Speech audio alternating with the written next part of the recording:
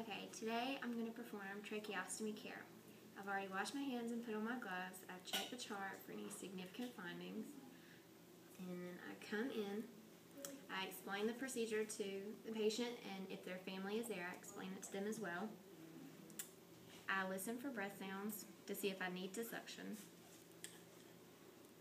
And then if I need to suction, I'll go ahead and do it while the old dressing is still there, in case any of it comes out. Then I haven't already cleaned it, and then have to re-clean it. So I've got my gloves on, and I go ahead and take the old dressings out, discard them, get my trach care kit, I open it, and I get my gloves, I set them to the side, and I get my sterile field, only touching it on the edges. And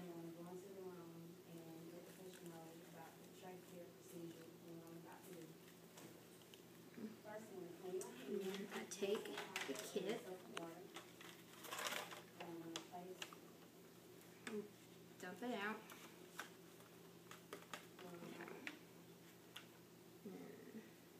And sterile gloves are still in there. So I take it under. So it's still sterile. And then my hydrogen peroxide, sterile water mix, sterile water, set that to the side, get my sterile gloves,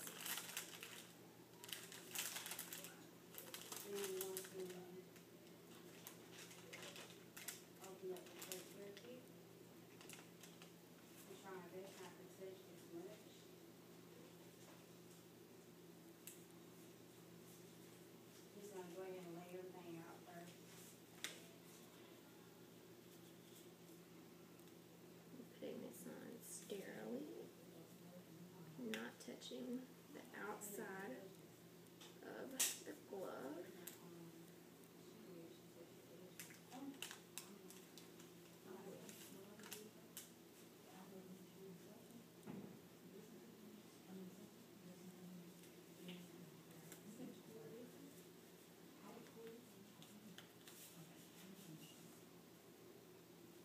Okay, everything is sterile now. Okay, and then I take cotton swabs, put them in sterile water mix, and I take the other remaining cotton swabs and stick them in the mixture. And then I take sterile water, cotton swab, and I clean once away from the site. And I twist any gunk that we have, discard it, take the other cotton swab, cleaning away from the site, twist and discard, and then I'm taking the sterile water cotton swab and I'm cleaning the remaining hydrogen peroxide away.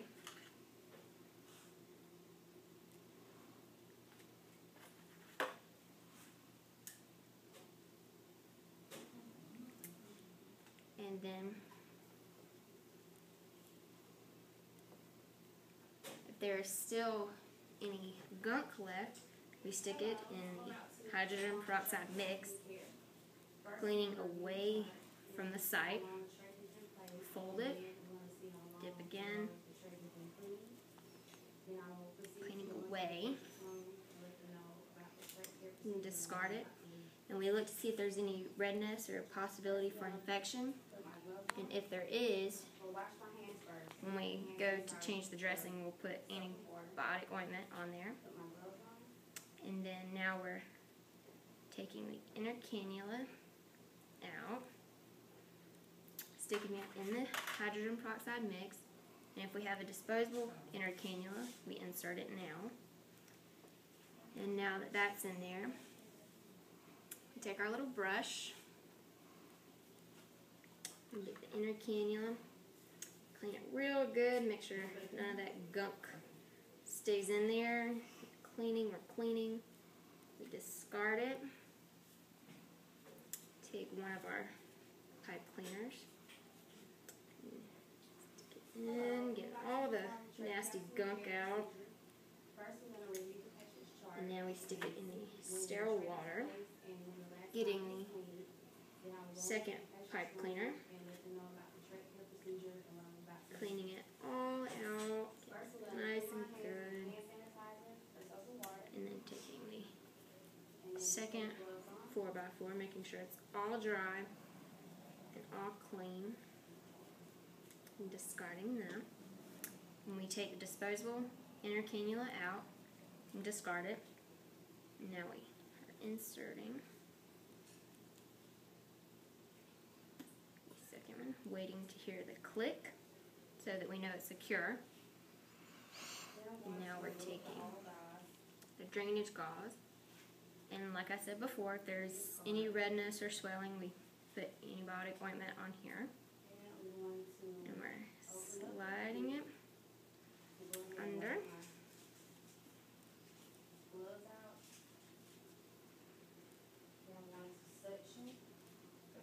And we make sure that the gauze is nice and neat, because if it gets kinked up, then we could cause the patient to acquire pressure sores, which is not good.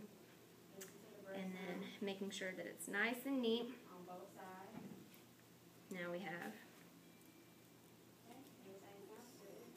and while holding the flange, making sure it stays secure, we untie the dressing, which is not playing nice.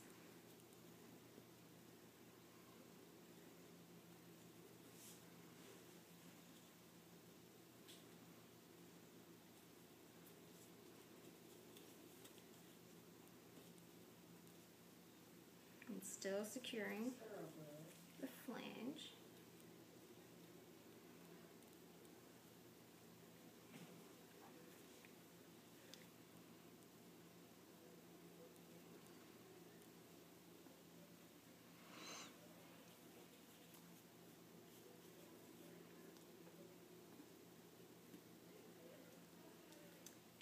And if we needed to, we could get forceps so that we could pull it through.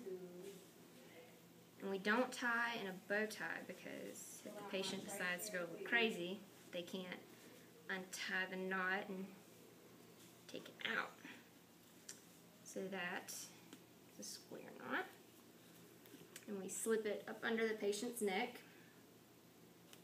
and then unsecure this other side, still holding the flange. We slip the other side through.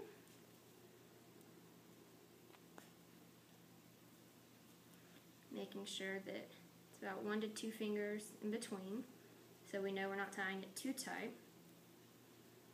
And again, not tying it in a bow tie. And now we make sure the dressing is neat, straight across. It's not too tight. Check the patient. Once again, we're good. We don't have to suction again.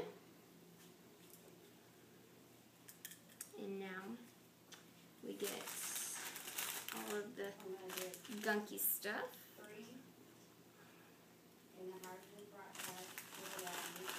And we discard it. And now we take off one set of glass. And making sure that everything else is clean and everything that needs to be discarded is discarded. Take off our gloves, wash our hands, and we're all set. Okay, how frequently should trach care be performed? Daily or as needed.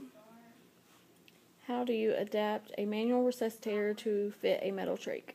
You would have to get a special adapter for the metal trachs. What are 2 systems that allow a tracheostomy patient to speak? A passy mirror valve and a speakeasy valve. What are 3 complications that are associated with the tracheostomy? Infection, hemorrhage, and a subcutaneous emphysema. What is the purpose of the obturator? When you're inserting the outer cannula, the obturator goes inside where the inner cannula would be, so that when you're placing it, it doesn't cause tracheal damage because of the rubber tip that the obturator has. And once it's in, you take the obturator out and insert the inner cannula.